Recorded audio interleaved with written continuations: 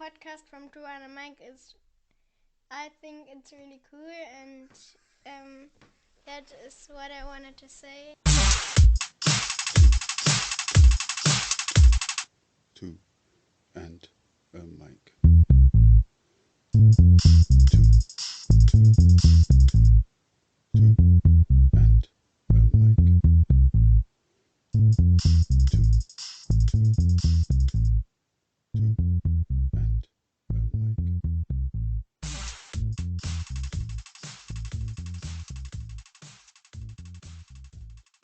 Lanna says, "When people say I'm a strong woman, I'm okay with it." Lanna has always struck me as a person who is in control of her own thoughts, is confident in her approach, and knows how best to manage a situation. Within that dynamic is the sense of trust she exudes. You can depend on her. That is why she was able to manage Amnesty International Deutschland and is currently managing SOS Kinderdoerfer in Germany. A challenge is only a challenge when met.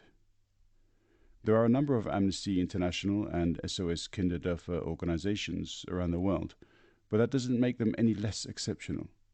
The people who work for these organizations are all gifted with a sense of obligation that drives them to actively contribute.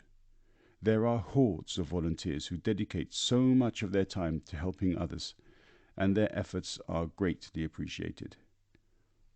In this talk, Lanna broaches many topics. Gender equality and diversity are major themes, and with such a personalized approach, she explains vividly exactly why she's so committed to her job. Lanna, thank you very much for joining me. It's great to see you again. Great to see you again. It has been quite a time. It has indeed, and actually, it's funny you say that, because one of my initial questions was going to be, how come it's taken so long? Because I changed my job, and that's actually the main reason. Because and I was very busy. Yeah. So I used to be managing director of Amnesty International Germany, and now I am executive board of SOS Kinderdoerfer worldwide, which is a challenge and a great challenge. But we had a war starting on the 24th of February. And that caused our organization a lot of, strength, attention, all of it. So I've been very, very busy in the first 2 to 3 months, and now it's 3.5 months. And that's why we got back into contact, because I have the feeling I'm kind of not ahead of the game. In this case, Mr. Putin is definitely, and unfortunately, but I'm sorted out now. Okay, yeah. I mean, it's some people would have so many questions. Okay, SOS Kinderdoerfer. Let's start there. So in English, children's SOS Children's Villages. Okay, yeah, right. All right. Now you're the head of the German chapter, yes. I guess. Okay, all right. So some people might then ask, okay, if you're head of the German chapter, then why are you so busy with what's happening in Ukraine? And the answer for that would be. Well, this is a longer answer, and I don't want to bore anybody. This is a very boring organizational structures, but I try to make it short. First of all, I like to remind you, as an English speaker, that the word kinder is pretty well known in the English language. So that's why I didn't translate it. We do that, Children's Villages, International, and sometimes CVI, yeah. But that's why I leave it very often with the Kinder, because the people do understand. And the whole organization is in 137 countries.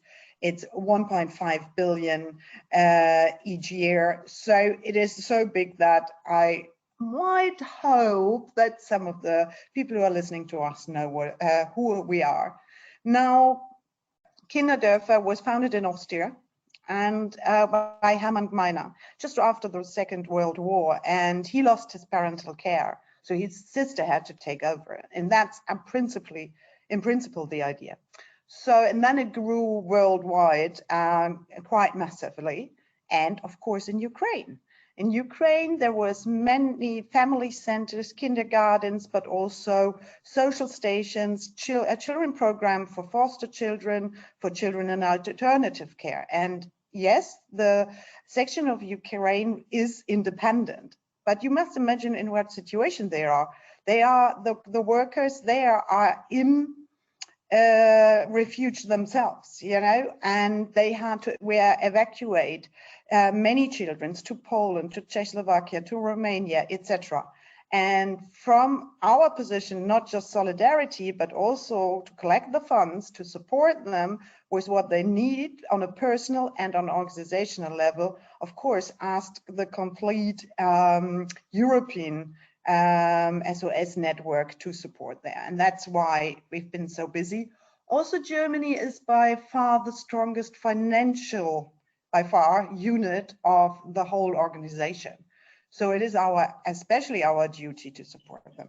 Mm-hmm. Yeah. I mean, I can only imagine how troubling it must have been. So, as you said, you just started the job. So you're just, you know, you're getting your feet under the desk, and then boom, you're suddenly thrown into this chaos. I mean, what kind of stuff have you been doing? Well, first of all, yes, after 3.5 weeks, and I have to say, I even got COVID in the first week. So my start at this job wasn't the perfect one, but I have to say I can't talk about myself after the pain and destruction and injustice I have seen in Ukraine.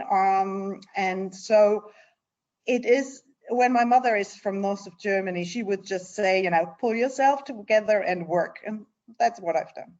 And nearly everybody else, which I'm very proud of. So we collected around 16 million euros extra, and we started to set up as much as we can, and we keep going.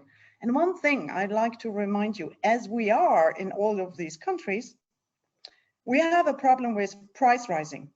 No access to energy in many countries in Africa, North Africa, in the Middle East, in the Caucasus. So currently our main focus is on our other locations who do suffer because they don't even take part in the market anymore for gas and oil. And a lot of the power production goes through generators in these countries. So the worldwide crisis it is, and it's much bigger than Ukraine. Yeah. I mean, spontaneously, if somebody were to say that this is essentially an organization that looks after kids, but it doesn't stop there, though, does it? Because you've got to put all of these different elements into it. You need to be, in some ways, almost like energy specialists or super traders or just the other specialties involved, no?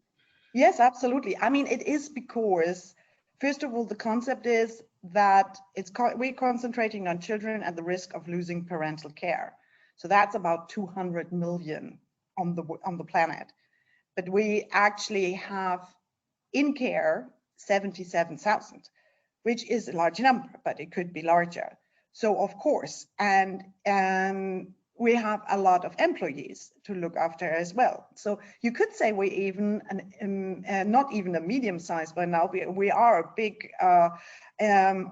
organization, and we are giving a lot of jobs. It's more than 30,000. So, and in this case, you're absolutely right. I mean, that is why I completely believe in that you should cross borders, because I'm actually an economist.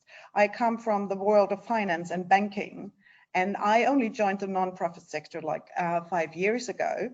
And now it really helps that I have this macroeconomic view on things. And but I have to say, I don't have many peers. And so this is also something I really wish for, that more people from the industrial would actually join, and the other way around, by the way. So it helps some bankers to have a little bit bigger heart if it would be some crossing borders in the other direction. Yeah, I mean, which also brings into, to account, I guess, in many ways, how we met. So through, first of all, I have to say that we were introduced by a mutual friend, Nicole. So thank you, Nicole. Yes, thank you, Nicole. And this is while you were at Amnesty in Deutschland. So was Amnesty then your first foray into NGOs? Yeah.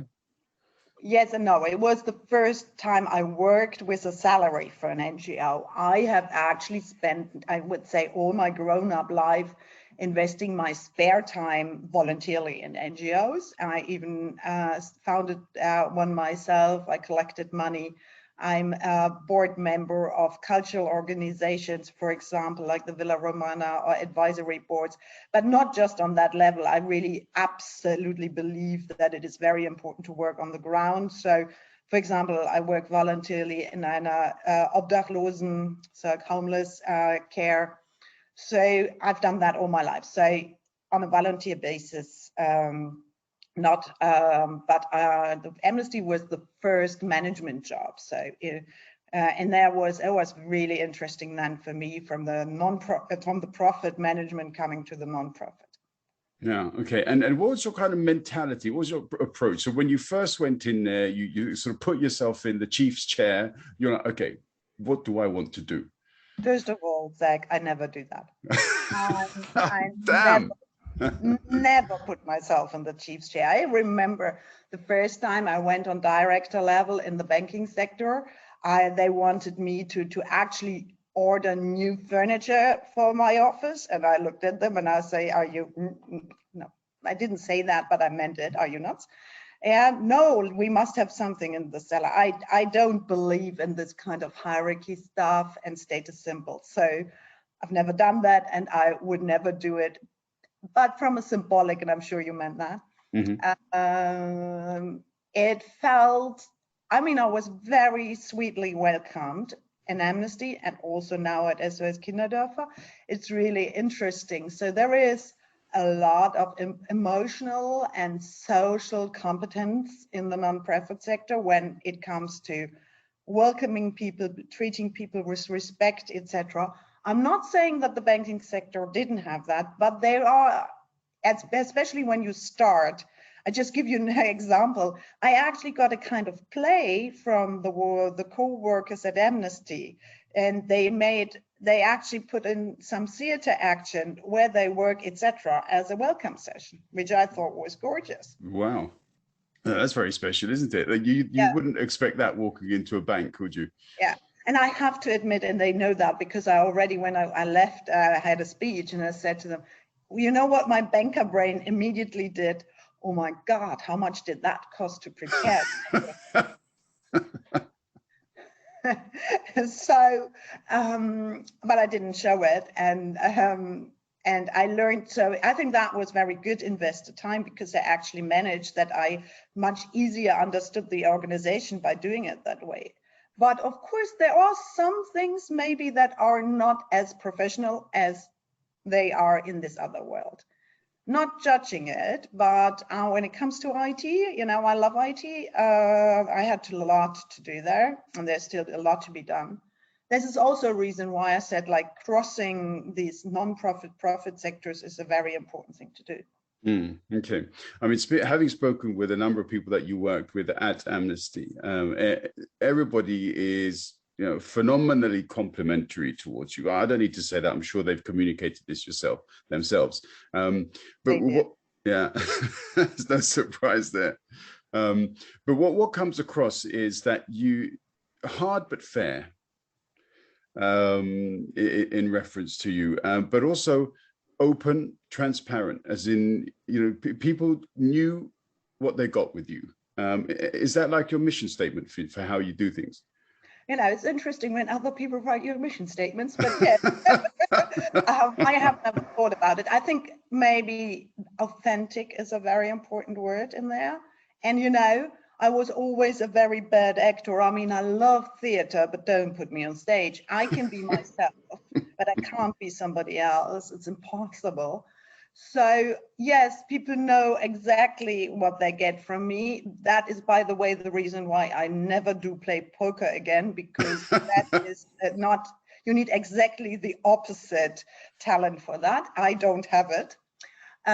So yes, no, that's true. And hard, yes, for Amnesty, I would say I heard strong, somebody who goes into discussions all the time. But I do think I'm also I had to learn it to listen, you know, and that's what I did with Amnesty, and I'm doing it now again, you know.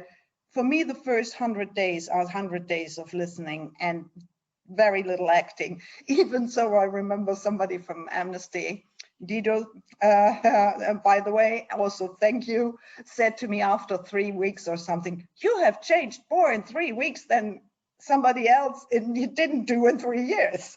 So I didn't have the expert, I didn't feel it that way, but it's, yeah, everything in life is about perspectives. Yeah, there's a lot of importance to words. I mean, I think you and I tend to choose words specifically for specific reasons. And I didn't use the word strong because I think this to me is a bit like a sort of how would you say it? It's like positive discrimination. If you say somebody's a strong woman, then what you're saying is that's an exception, and so that's why I didn't want to use that term in itself.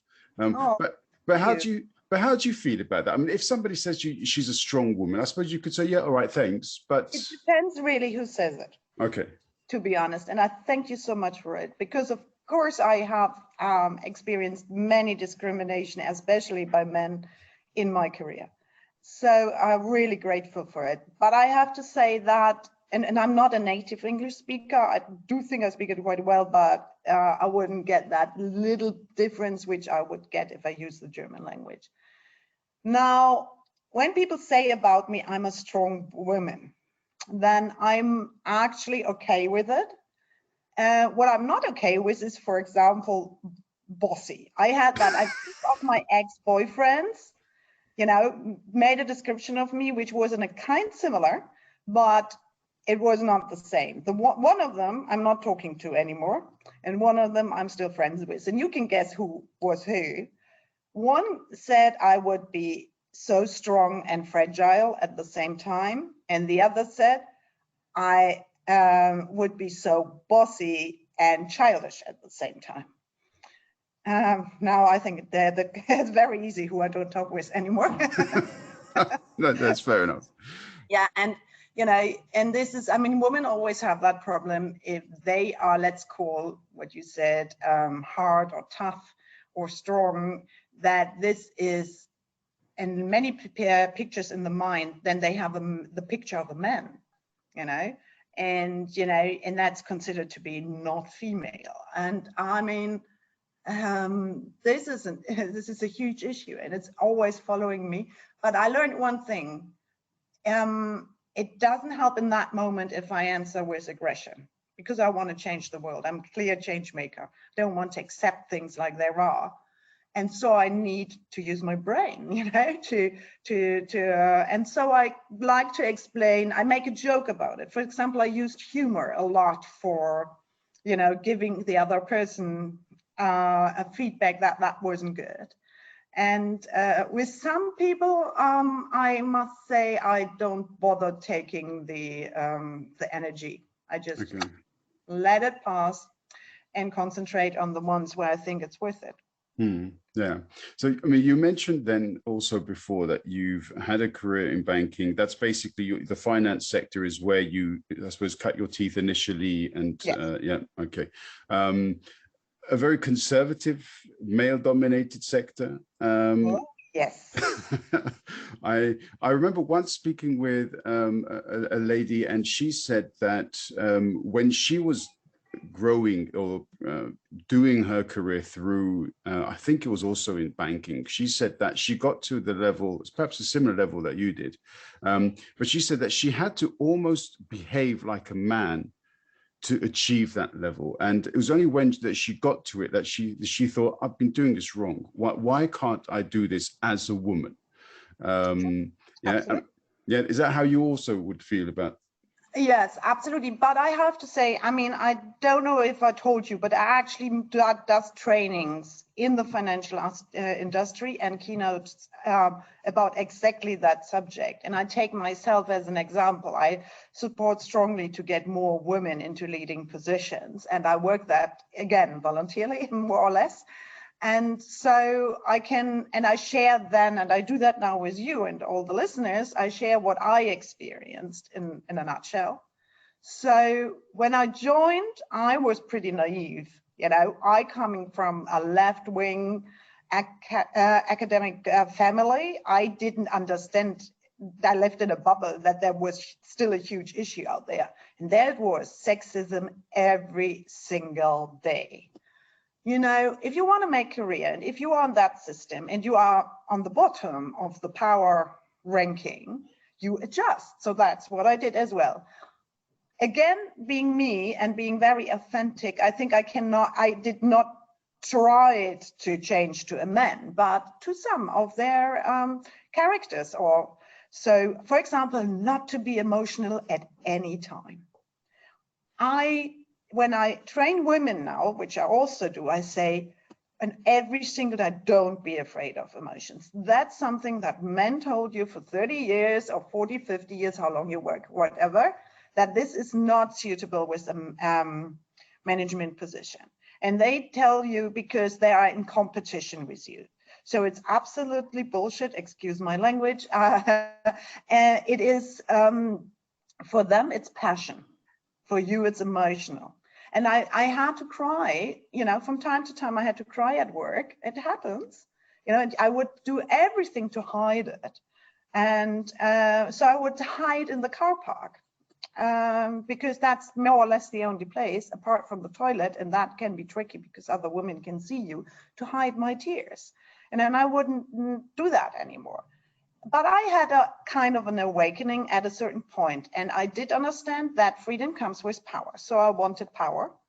And in that moment, I was on a level where I thought it's possible. I completely thrown everything away.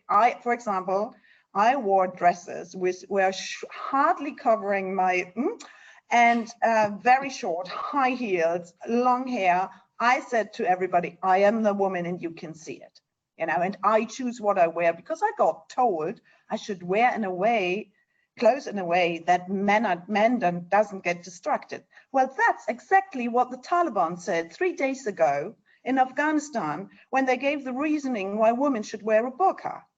Yes, so hi guys, you know, when you talk badly about that, think about yourself, you know, and these kind of things. And then I decided to be myself. Now, I don't want to start to talk about what's female and male because I think it's not the place here yet to do. And actually my English is not good enough, I think, to do that. So I was picking some of them, but I really truly tried to be myself, which was not always easy. And on the closing stuff, I even got a complaint from the workers' union that I would not represent the bank in an appropriate way. I actually thought it was hilariously funny.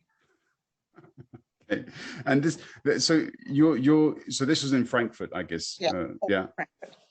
Okay. All right. But I mean, you've also had experience then, either through in your career then, or as a keynote speaker with other sort of cultures in the banking sector. You mean other? I mean, let's start with the word diversity. And now, when we talked about women discrimination, and now you ask me for culture. Now, in general, in the financial industry in Germany and Frankfurt, there's very little diversity. There is, for example, when like 20 years ago, nobody would admit that he or she is gay. And it's very randomly today the case, first of all. Second of all, it is female discrimination and, for example, and sexual violence, sexual discrimination, full on. Got a little bit better because there was 1 or 2 scandals, but it is still on a daily level, it's there. Now, I'm a child from a migration background. Did I have many peers? No. And that's the problem with all kind of minorities and marginalized groups. You know, I had nobody to join forces, yeah? So that's another, there's a high level of classism. And there is a lot of gatekeepers who actually make sure that these kind of people do not come as women, gay, straight, whatever, and into it. Black, hardly anybody. They have now, and that's why I got very often invited, found that diversity is important for them. But Zach, very importantly, I would like to send a message. I still like the banking sector, and the same situation at Amnesty Kinderdoerfer. So the level of diversity you would expect in the nonprofit sector is much better, but it's not. Okay, all right. Yeah, we just lost you a little bit there. So basically, you just said that there are similarities with the banking sector as to which, with regards to diversity, and also Amnesty and SOS Kinderdoerfer, basically.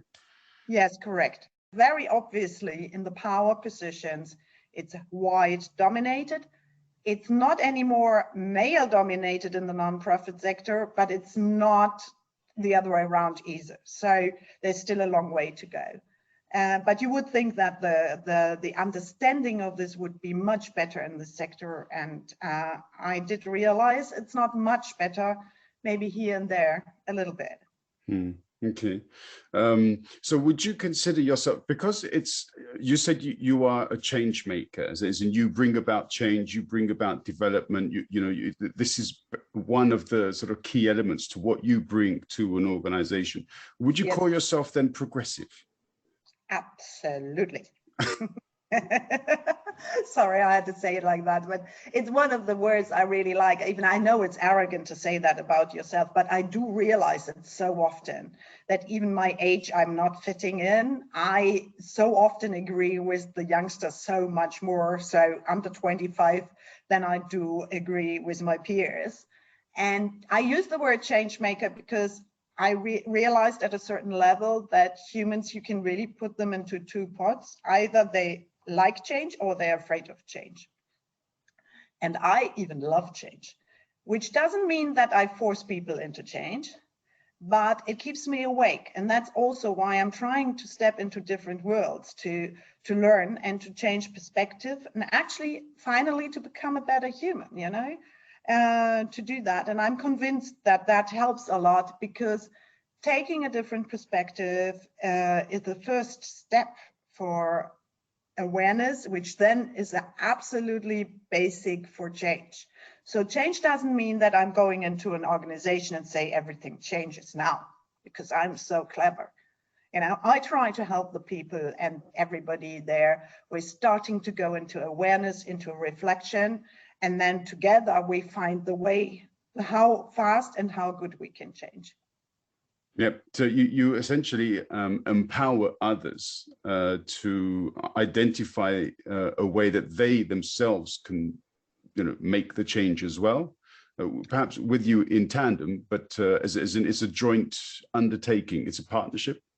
Definitely, it's a partnership. But I have to say that now I'm playing what you played with me 10 minutes ago. The word empowerment is a word which I don't like to use that much. Okay. Because look at it, it does immediately give you a hierarchy. Somebody is empowering somebody else. I don't see it that way. I'm just there in a space, and I can give advice, or I can learn a lot as well through the listening, etc. And yes, it's a partnership. That's it for sure. But I like to make people to see other people, to really, especially, for example, women, that other people see them, but I don't empower them because they do that themselves. Okay. All right. Yeah, no, it's great. I'm so happy when somebody disagrees with the word that I use, even though I like to think about my words and use them carefully, but it's great to have it thrown back at me. Yeah, I think though power can also, and this concept of power, it's not necessarily connected to your job description or your wage packet, but it's your character, isn't it? Which gives you, that power. The way as in people would perhaps sit with you for 5 minutes, and then all of a sudden they'll, okay, this is somebody I can follow. Yeah, maybe now we're really getting into words in my other passion. Leadership is maybe the word for that, what you just described, not power. You're right, and I also believe in it. For example, I think leadership should be trained in schools. Yeah, and leadership, collaborative leadership. Yeah, but power, I would slightly disagree, because power is a system and not a character or something. Okay. And in a system, it's very difficult, and it's a system you need to understand and you need to kind of play, and not be afraid of it, and understand that power can be positive in that system. It really depends how you use it.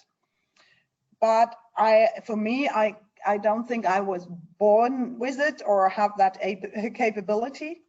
Maybe like that.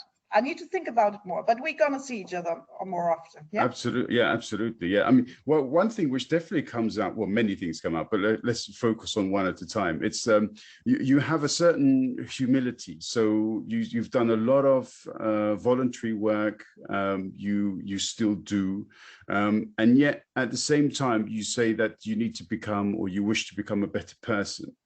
And it seems to me it's that level of humility which suggests to me that you already are, but you don't feel it's enough. It's never enough. Okay, I try to explain it with something from my experience, and let's come back to the word diversity and that experience. My children are from Haiti. And I must say, even in their first couple of years of life and everything before, I had to come to the point to look at that face as seeing myself as a racist. And yes, I was not aware of it. Yeah. And I thought I would have, completely say I was not, but actually I have been. It's so deeply in our upbringing. Yeah, it's so, I never understood that there is a concept like whiteness. I never really understood how terrible colonialism was. And all that, it's that I needed to change the perspective through the, first through the eyes of my children and how they were treated by society and people I liked and loved. So then that experience in a way made me aware, made me start to reflect. And now these days, and then you could say it kind of made me a better person. We could stop there. But if I stop there and don't confront other people in my way with it, then it's a problem. For example, I just experienced last week in my organization, somebody wrote an email that diversity is a niche subject, Then there was somebody wanted to publish something about the violation of gay people in the world. I mean, there were 80 countries where human rights because of sexual orientation are violated. And again, that person said it's a niche. Yeah. What in that moment, that person doesn't even think about the situation that on the distribution list of that email, probably somebody was with that background. It's fully discriminating. Yeah, not aware of it. Now, that's why I say now, what do I do now? Do I talk with them about it? Yes, I will. Yeah, and I will take that as an example. Other world in the bank. Yeah, I was invited to a bank like a couple of weeks ago to have a keynote, and the chair of the board, you would automatically put, let's say, more in the right bubble, but he wasn't. He was excellent. He was so aware that diversity matters in our society. He was so careful with his words. He was really very impressive man. Now, if I would say that I'm on the level of him, no, I'm not, because it was much more difficult for him in his world to be that way. So there is always something, you need to develop to and learn from other people. And that makes you strong to speak to person A in my organization who doesn't understand that the behavior he's putting in place and even writing about it is already discriminating. So, and not talking about a niche, it shows very much that the setup of the thinking is that sexual orientation should be hetero and normal, which is not right, which is not correct. And this is what I mean, it is not that easy. And I think I will be, when I'm dying, I have not developed yet. And there is still enough to do, and it will give something to me back. Yeah. So, yeah, it's not that easy. That's all I'm saying. Yeah, but it's an absolutely admirable quality. It's in like even the scouting system. They also have this upwards, onwards. So you develop yourself, and then that way you can help others. But there's always something new to learn. There's always a new level to reach, and so on. So it's an admirable quality in a person. When you talk, I can hear so many different avenues, and there's so many questions jump to my mind. But we can't put everything into our first session together. But I want to just say 2 words, and then I'd like you to tell me what you think of when I mention these 2 words. Yeah, you ready? Okay. Yeah? Yes, I'm ready. Okay. Bossy bees. Okay.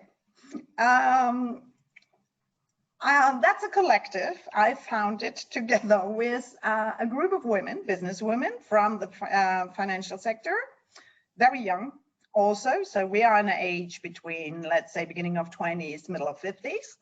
And it's a coach, but it's mainly women from who work in finance. And we founded that collective to actually offer workshops, offer trainings, and safe spaces for women in that industry, and also want to start a platform to network. Even so, I had the word network, but that could be the subject to another talk, because I believe in rope teams, because they're much more reliable than these networks.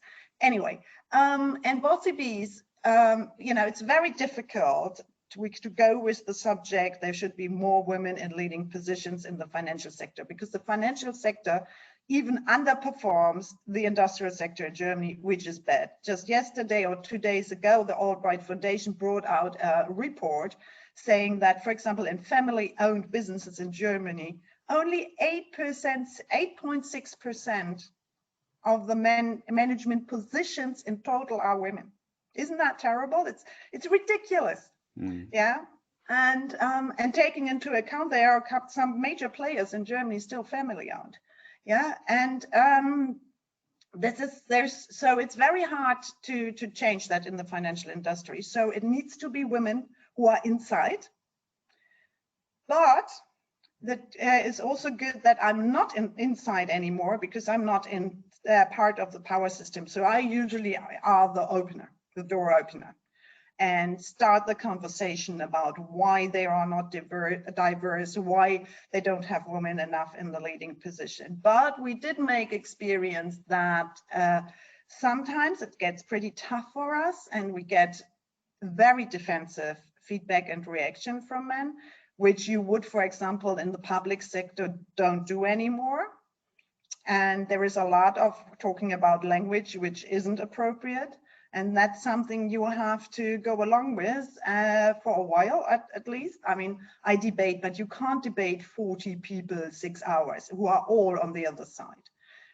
So that's a tough job. And the bossy, you just heard from me the story that one ex of mine called me bossy, and I was like, didn't call me strong or tough. And then this is to discriminate women to be like men, and it's a negative for men. He is like powerful and all that. And the bees, I mean, in German, and I'm sure in many other languages, it's the fleißige Bienchen. So the bee, which is, doing all the small stuff, quantitative, making sure it's all correct, etc. And women are very often put in that position to be somebody who works for somebody, to be the strong woman behind him. And we want to get out of that situation. And it's a little bit provocative to call ourselves bossy bees, but that's the reason for it. And we have a native English speaker in the team, and actually it was her idea. So she's from Australia, she's cool. Fantastic. Yeah, it's a great idea. And I have to say, I'm always pleased to see so many of these, because they're energetic, innovative, fresh, all of these organizations that I see which promote women, which promote the rights of discriminated genders. I find them all to be very, very fresh, very, what's another word? I mean, just innovative. They bring something new. Progressive, maybe? Absolutely progressive. Why not?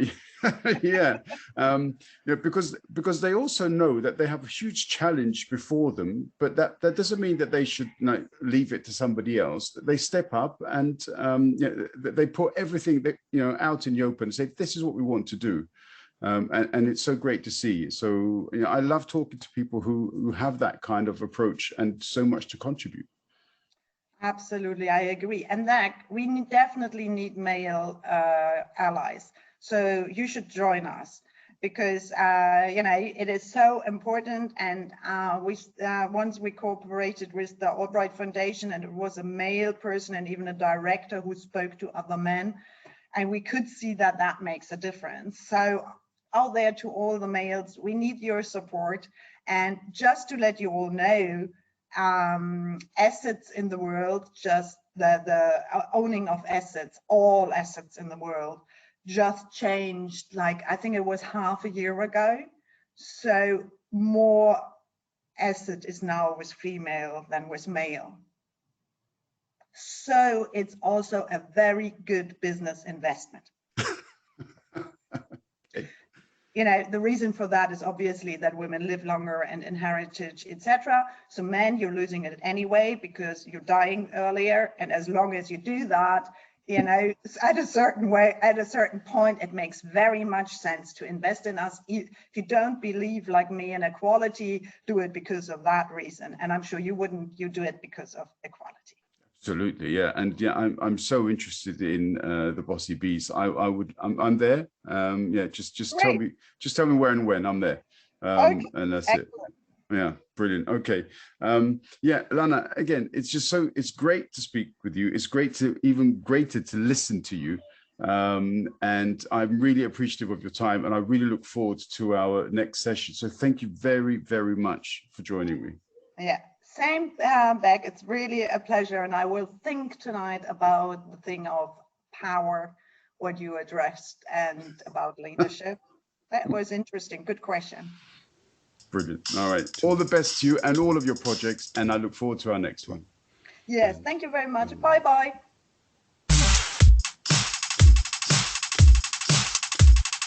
2 and a mic.